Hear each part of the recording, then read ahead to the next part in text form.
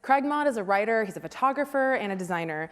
Community is actually how Craig got started in design. At 13, he made art with designers on IRC, and it was those relationships that got him started in design. He's going to share the story of a 40-day walk he went on in Japan. It was an experiment of sorts, his effort to experience deep collaboration with both his online community of readers and the local people he met along the way. Everyone, please welcome Craig Mott.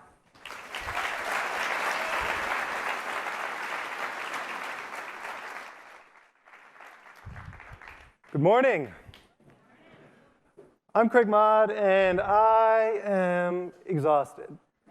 I'm really tired. How many of you out here today are a little bit worn down? Psychically, physically, existentially? Anyone here a little bit existentially tired? Just let out a soft sigh if you're existentially tired. Yeah, it's a weird time to be alive. We are processing a lot of information every day. It's kind of crazy how much information we are absorbing every day. Sometimes it's so crazy and I'm so overwhelmed, I'll be sitting in a cafe and I'll just close my laptop and I'll look around and I'll go, okay, I'm pretty sure everyone took a shower and put on clothes today. We're doing all right. That's my baseline.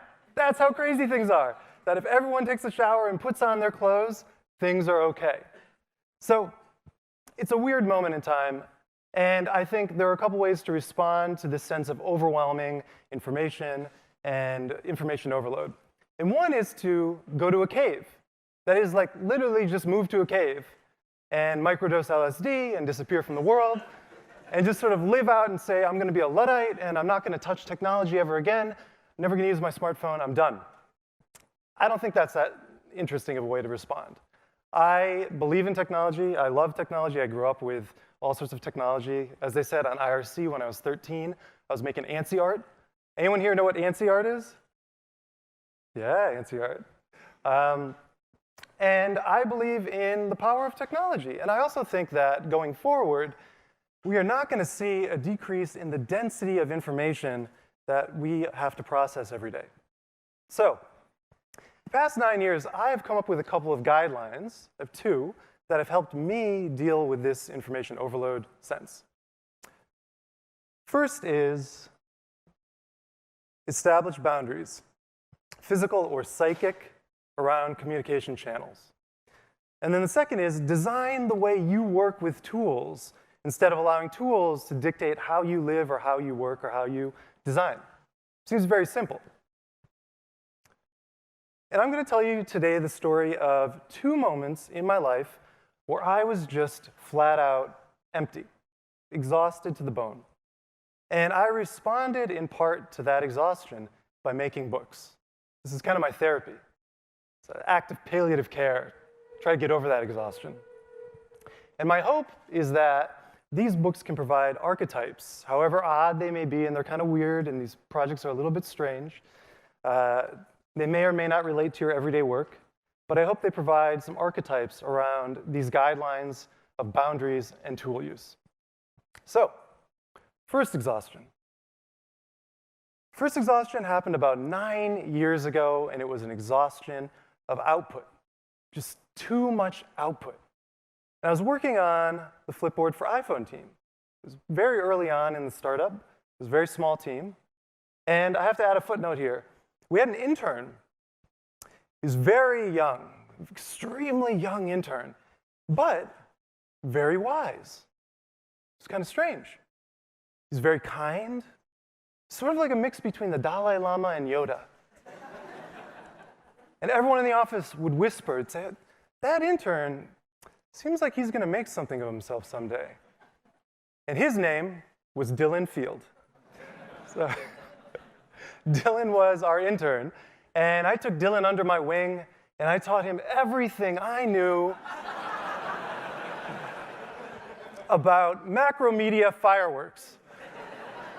And that's why Dylan founded Figma.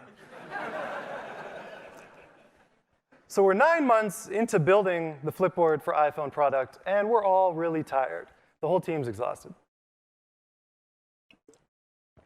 And I'm trying to figure out why I'm exhausted.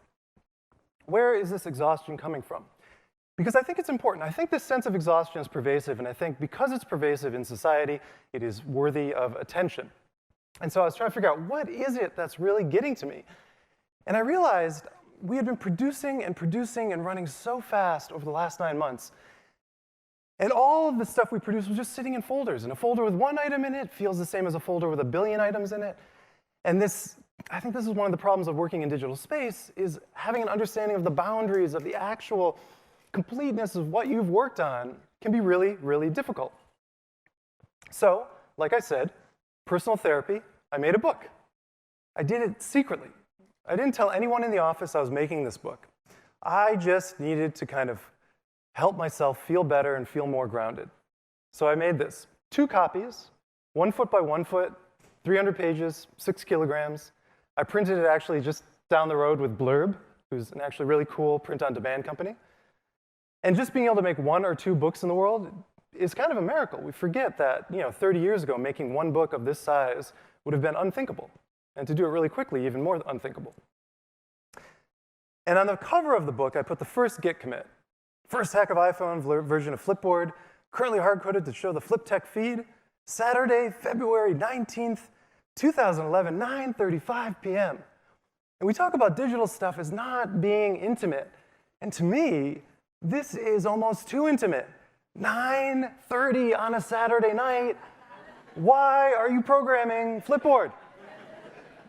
That's just what we did in Silicon Valley in 2011. And then on the back, we have the last commit, equally suggestive of something, perhaps overworking ourselves. December 1st, 2011, 4:47 a.m. Working all through the night, multiple nights, and then the last push, like Indiana Jones grabbing his hat to get it into the App Store. Woof, we made it. We hit the deadline. And then the book itself, I took all of the design comps we had made over the last 9 months, and I just laid them out from the very first comp all the way through. All of the weird permutations we went through, the UI, UX sketches, the actual sketches from sketchbooks, the typographic grids that we were using. And what's interesting is that when you shift mediums, so you go from this folder of just a list of images to a medium of print, and this is 2 feet by 1 foot, really high resolution. This is an incredible screen. And you put these 12 comps out in a row. I did it chronologically just to save time and to make it easy. But what's interesting is that you look at this, and the first reaction to this screen is that, oh, it's all the same thing. But then you look more closely and you realize how much micro-typographic iteration was going on throughout the process, and this is really hard to remember sometimes. So immediately, I was getting some value out of this. And of course, an app is not just design, it is commits. And we had about 10,000 of them, so I laid out 10,000 commits. 3-point font. And what's interesting about the 30,000-foot view of commits is that commits and commit messages begin to take on a texture all their own. And so as new engineers would join the project or would leave, the very texture of these pages, it was about 80 pages of this, the very texture of these pages would start to shift and shimmy, and you could kind of see where and when people came and left. So I had this book. We launched the product. It went really well. We were having a meeting after the launch. About 12 of us on the team. We're sitting around a table, and I said, hey, I got a gift for everyone. And they were like, ooh, Godiva chocolates? I was like, no. A big, boring white book. Boom. And they're like, what's that? And so we opened it up, and you could feel, as we started to turn the pages, the air in the room shifted. It was very weird. It's almost paranormal. There was this stress that was suddenly let out of the space. People started crying. I mean, we were really tired. And I thought, okay, this is good. This is useful. This is the value of this thing. Great. This is, I give one to the team. I keep one for myself. And what was interesting is that as time has passed, right? It's been 9 years now. As time has passed, the value of this book has only increased because we can't go back in time the way we develop software today. You can only ever touch the latest version of an app in the App Store or a web project. If I want to go use the 2011 version of Flipboard, you just can't. The API endpoints aren't going to work. Phone screen sizes are all different. It's just not going to function. So the only way to touch that work that we did is to go to this book. Now, I'm not saying that like everyone, for every product you ever make, you should make a book. Although it would be kind of cool, right? Like imagine if you could go to Apple, and Apple had the Apple Library.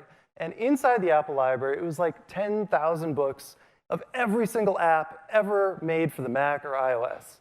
Like that would be probably a genuinely useful resource to go back in time and look at Mac Paint from the 80s. I'm not saying that. But what I'm saying is we can embed more moments into the process of producing an app, working on a project, to think about what is it that we've built, that we're building. In other words, to just have a little more self-awareness. And I think I made this book at the end of the process, and I really wish that we had had more touch points going through it, where we had these moments of self-reflection. There probably would have been less crying when I revealed the book. Also, by creating an artifact, you're giving shape to your work. And this is important because your mind will absolutely lie to you later. You will misremember. You'll forget the bad stuff, you'll remember some of the good stuff, but you'll miss all the important details. And so having this artifact that future designers and future folks can come into and reference and remember and reflect on the work that you've done, I think is really important. So that was the first exhaustion. Second exhaustion. This is about 15 months ago. I was exhausted by too many inputs. I just had too much information coming into my life, and I felt really overwhelmed. And I thought, how can I design both a tool and an experience that allows me to be present in the world, but also connect with my community in meaningful ways? Now, I have to give you a little bit of background before I explain this project. For the last 6 years, I've been doing a lot of walking in Japan. It started off, I've been living in Japan for the last 20 years or so. That's another important point. For the last 6 years, lots of walking in Japan. It started off kind of as just a hobby with some friends, but it grew into this obsession. I'm inviting artists and writers and photographers and entrepreneurs from around the world over, and we go on walks, sometimes for an afternoon, sometimes for 2 days, 3 days, 8 days, 2 weeks. Sometimes it's a group of 10. I've done so much walking now that local governments have hired me to consult with them about tourism and walking. Walking in Japan has become a core part of my identity, sort of unplanned. It's a big part of my life. And the more I've walked, the more I've realized that a walk itself is a tool. I mean, this is kind of obvious and kind of not obvious, but a walk can be a platform. And I started thinking about how to use walks as platforms. And one of the ways I've used it is that I have my newsletters. So I publish to tens of thousands of people every month about walking, which is a really strange thing. I did not think so many people were going to be into walking. Turns out, lots of people are really, really into walking. And the more I've walked, the more I've thought, where does it go? You go on these incredible walks with folks, you spend days together, you have amazing conversations, and then it kind of just dissipates. So I started looking through the history of what people have done with their walks. You have things like Martha Gellhorn and her book Travels with Myself and Another that chronicles her journey in Africa alone in the mid-20th century. It's a pretty incredible book. It's hilarious. It's amazing. So classically, put your walk, put your adventure in a book. Laurie Lee, as I walked out one midsummer morning, left his house in England, got on a boat, got off in Spain, walked from Porto to the other side of Spain as the Spanish Civil War broke out. It's an incredible, hilarious, well-observed book. Unbeaten Tracks in Japan, Isabella Bird. Late 1800s, this British woman goes to Japan just as the Meiji Restoration is happening, and she travels around Japan on her own and writes a hilarious account of it. So books, very classic way to give shape to a walk or an adventure. 1927, the artist Oskar Fischinger wanted to capture his walk from Munich to Berlin. So he took a video camera and used it as basically a stop-motion film camera.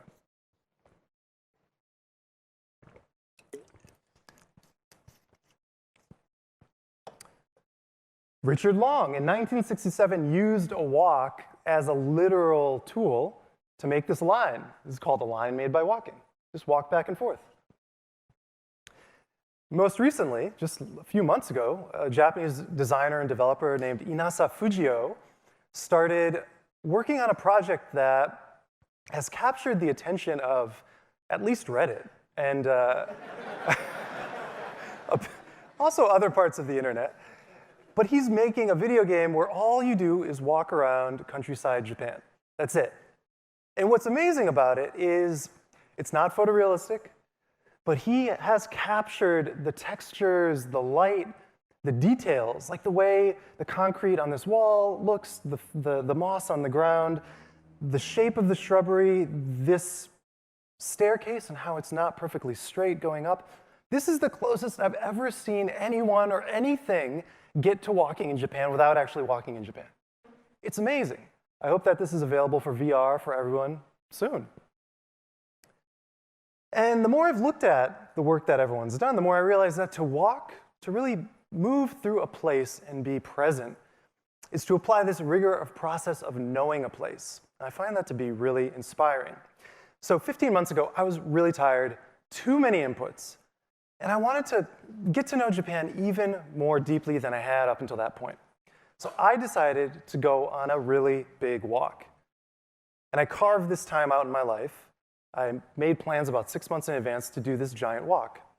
I started in my hometown, my home south of Tokyo, walked up to Tokyo, up through the plains, the Kisoji, down through Nagano into the Gifu plains, and then around Lake Biwako, down to Kyoto.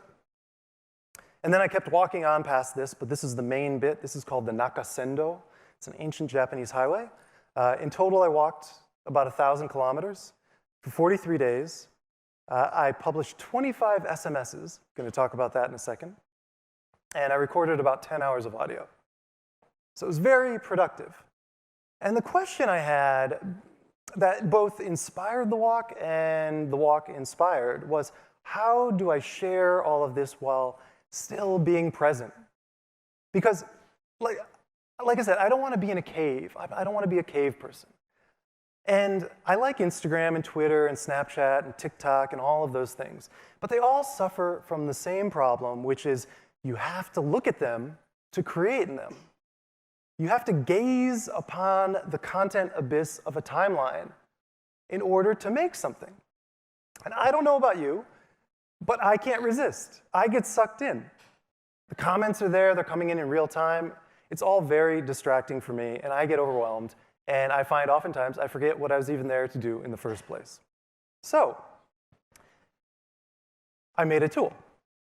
I worked with developers Josh Miller, Hirsch Argwal, and Josh Lee in New York, and we made an SMS publishing tool. Because we were sort of chatting about what are underused spaces on the phone that are intimate, but no one really uses for experiments or publishing. And so we thought SMS was kind of a fun, undertapped area. And you subscribe to my walk. So I told all my newsletter people, I said, hey, you can subscribe to the walk by texting walk to this number. Everyone, you're going to be deleted when the walk is done. Don't worry. You're not going to get SMSs from me for the end of time, just about 25 days. I didn't know how many subscribed. I didn't want to know the numbers. That was kind of part of it. I didn't want to have any sense of what was going on in the background. The responses, I told everyone you can respond over SMS, but I won't see it immediately. They'll be stored on the server.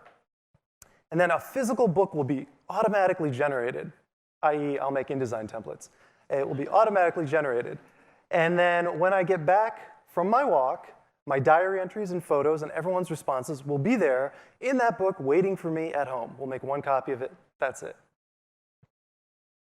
And really what this project was contending with is this tension between real-time and asynchronous communication. And it's not to say real-time is good, asynchronous is bad, real-time is bad. They're two different tools. And I think oftentimes we may over-index for the value of real-time when actually what we want and the higher fidelity of communication comes from asynchronicity. And I think this project kind of hit on that. And the last thing before I get into the actual walk is that when you think of a walk as a platform, so it's like an operating system. Like a walk is like Mac OS. And you can build software on top of a platform. And so my software for the walk was defined by these rules. No media, so no news, no magazines, no articles, no social networks, no podcasts, The thing that is so powerful about a smartphone is it's a teleportation device. And it's great when you're in a place you don't want to be. So you're commuting on the train, it's smelly, it's tough, you're tired, you just don't want to be there. You can put on a podcast, listen to Dan Carlin's Hardcore History, and you're not there anymore. That's amazing. I didn't want to experience that. My other rule is I had to consolidate everything I was collecting every day. So data about the walk, photos, I was taking hundreds of photos a day, recording audio every day. I had to publish one SMS a night. So that was my moment at night, at the inn, when I was done with the walk for the day, consolidate everything, and then publish one thing to the SMS system. And I had another rule, which was to shoot someone's portrait before 10 a.m. every morning. I had to do that. And that was a really powerful rule, actually. And this is the funny things about rules, is like no one was gonna, come after me if I didn't shoot someone's portrait before 10 in the morning. But it would be, 9:45, and I go, oh man, it's about to be 10, I gotta shoot someone's portrait. And I would just pop into places. So like I popped into this cafe, and I met these two sisters who took over this amazing cafe. They were running a flower shop next door, and the owner of this cafe passed away. He was 85 years old. He just suddenly passed away. And this was an incredible community hub. And no one in his family had the time to run the cafe. And so these two sisters said, all right, we'll take your cafe over for you. I popped into this third-generation tatami shop in the middle of nowhere because it was 9:55 and I was getting really anxious. And you walk in and they're very suspicious. Who are you and why are you here? You're literally the first foreigner to ever walk into this tatami shop. You start talking to him. I can speak Japanese. And by the end of it, you ask if you can take their portrait, and then they don't want you to leave. This farmer was definitely drunk. I don't know. It was 9:30 in the morning. I like this guy. He was just watering his lawn. We had a wonderful chat about his town, which was a kind of a famous onsen village, hot spring village. This guy was covered in blood. I asked no questions. He really wanted to talk. And so we did. We talked for about a half an hour. And this road that he's standing on is the historic road, and he's been farming next to it for his entire life. And already a few days into this walk, I realized I was having more connections. I was meeting more people. I was feeling a deeper sense of presence than I had in any of the other walks I had done up until that point. And another thing I noticed, and you've probably noticed, is everyone is really old, for the most part. Very, very old. And this is something you hear a lot about Japan, aging population. What's going to happen? Japan is some of the oldest, in terms of average, population in the world. Over 65 people are just, it's expanding at a rate that's kind of difficult to comprehend. And if you visit Tokyo or Osaka or Kyoto or Fukuoka or even Kanazawa, your perception of Japan might be that, oh, everyone's young, because all the young people from the countryside go to the cities. But then when you walk and you apply that rigor of process to the countryside, and you are forced to contend with everything you are walking past, because you're present, you're not teleporting somewhere else, you're forced to contend with the fact that everyone you're passing is really old. And I found that to be powerful. It's this difference between reading or seeing something and viscerally experiencing it every day, hours and hours on end each day. There's an amazing photographer, Shiho Fukuda, who's done an incredible series of portraits of elderly women in Japan who got themselves arrested because life in prison was a higher quality of life than being alone in the countryside. And I had seen these photos before, and they never really made sense to me until I was walking through some of these villages. But because I had this system in place, and I knew that at night I was going to be publishing, I was also just so curious about the stories of everyone. Because I was like, is this what I want to tell to the... I didn't know how many people were out there. 2 people subscribed to the SMS thing, or 200, 2,000? I didn't know. So I met people like Yamaguchi-san, who is retired. He collects his pension, but he also traps deer. He traps 100 deer a year. And in fact, I was walking down this road, and he sort of emerged from the forest. Like, you know that gif with Homer Simpson coming out of the bush? That's Yamaguchi-san. He scared the hell out of me. He's like, hello, hi, I'm trapping deer. And he knew the owner of the inn I was staying at. He's like, oh, tell him I said hello. But meeting people like Yamaguchi-san, or meeting these tomato farmers in this kind of David Lynchian diner in the middle of nowhere. And these guys, they weren't working this day, but they were still wearing their jumpsuits. And I said, can I take your portrait? And he said, yeah, but you got to make us famous. I said, and this guy on the left actually said, put me in the New York Times. I said, all right, what's your name? And he says, Tomato Farmer. There you go, Tomato Farmer, you're on a live stream. Or Mama, who was just the most amazing, beautiful, gentle, lightest soul of the whole walk, 83 years old, skis. How many times a year do you think she skis? How many people think less than 5 times a year?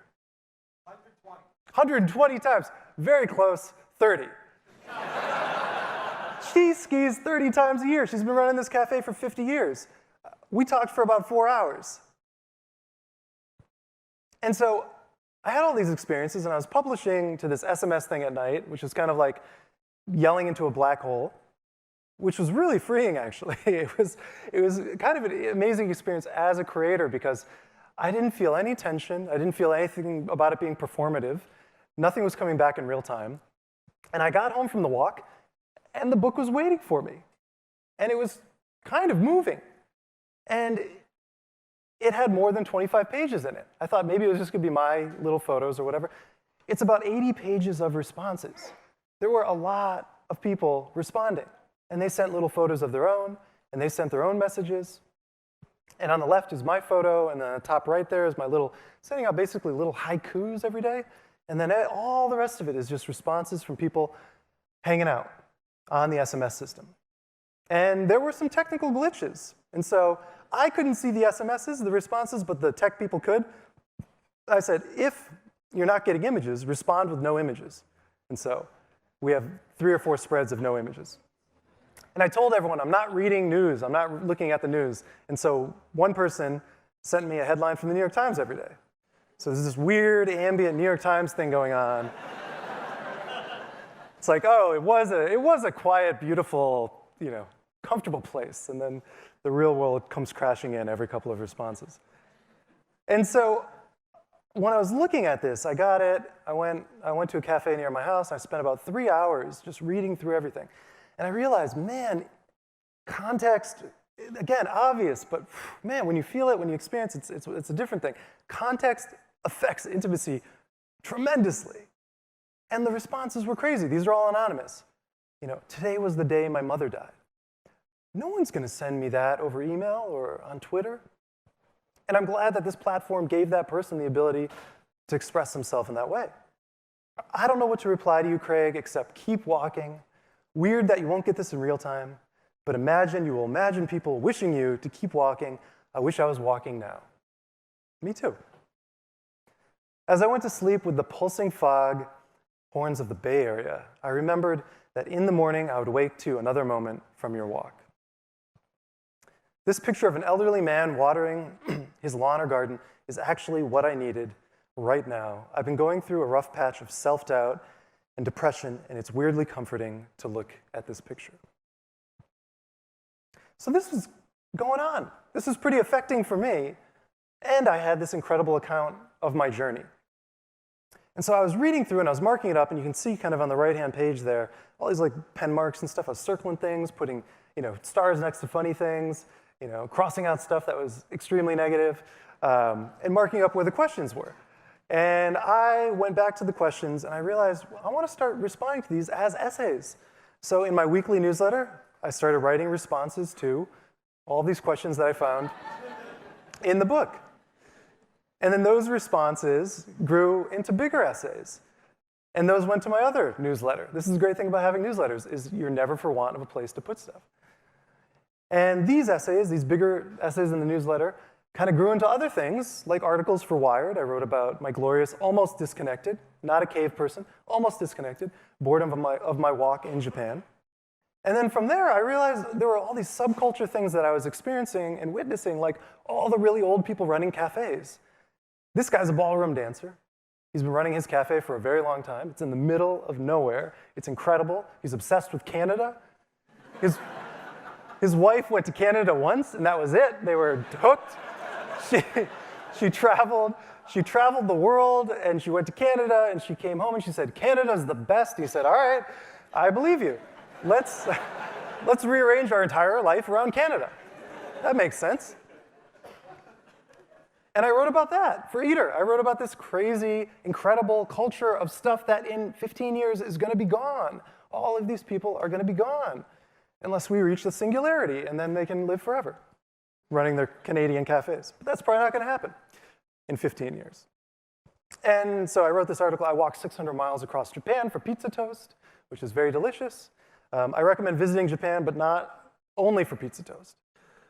And the funny thing is that I said this all started from a moment of intense exhaustion. But strangely, I was not exhausted walking 600 miles.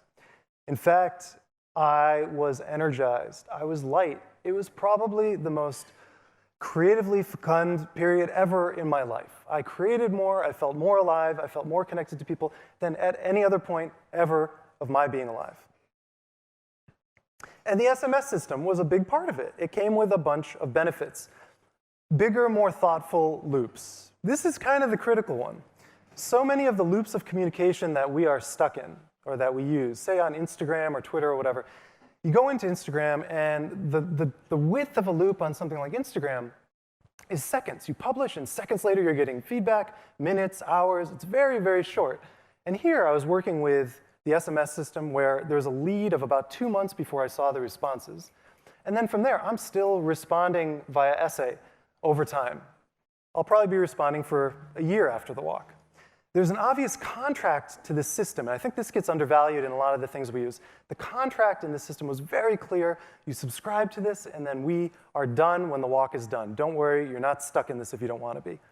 I wasn't pulled out of the moment in my walk, and yet I wasn't in a cave. We were leveraging the incredible global network access that the internet provides. This is an incredible thing that's out there to be used. SMS turned out to be really intimate and unexpected. That was a great platform to use. And people seemed genuinely delighted. And really, the big takeaway is not that I expect all of you to go for 43-day walks, throughout Europe or America or South America or wherever you may be from. Although if you can do that, I recommend it. It's kind of an interesting experience. Use it as a platform. Be really intentional about it. But inside your organization or your community, think about the size of your loops. Think about what you can do. Should we be using asynchronous or real-time communication for these projects we're working on? Design comps, for example. What if you had everyone put their design comps on Monday up on a board, and then no one was allowed to respond to them until Wednesday? It probably changed the way you thought about those comps. You don't have to do that all the time, but it might be kind of a fun experiment to bake in as part of your process.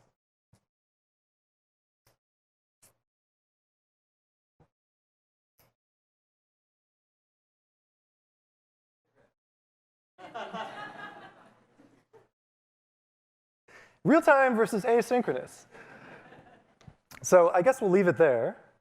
I think there's only one more slide that just said thank you. So we're so close.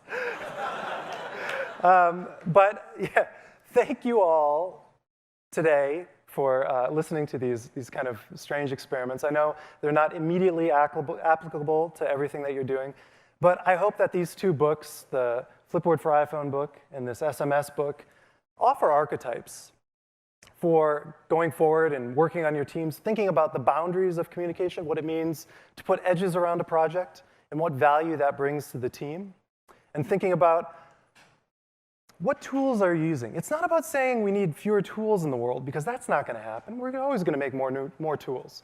But it's about accounting for the tools that we're using and taking a moment to go, OK, we've got Slack, we've got Jira, we've got this, we've got that. Do we need all of these things at all times for every project at every moment? Yes and no. Maybe, maybe not. So thank you all for showering and getting dressed today. It's a big deal. That's worth more than I think we sometimes give it credit for. And I look forward to spending the day together and exploring these ideas and more with this incredible community. So thank you.